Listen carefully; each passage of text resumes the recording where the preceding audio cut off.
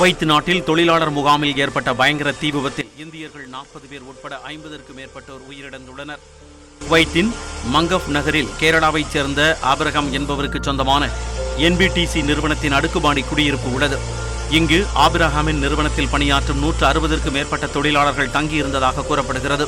இந்நிலையில் புதன்கிழமை அதிகாலை 4:30 மணி அளவில் கேஸ் சிலிண்டர் வெடித்து பயங்கர தீ விபத்து ஏற்பட்டது.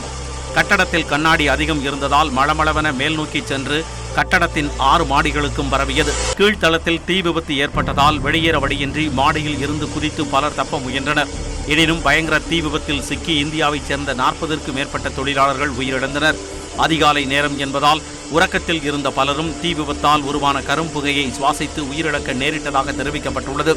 இந்த தீ விபத்தால் காயமடைந்த 50க்கும் மேற்பட்டோர் மருத்துவமனையில் சிகிச்சை பெற்று வருகின்றனர்.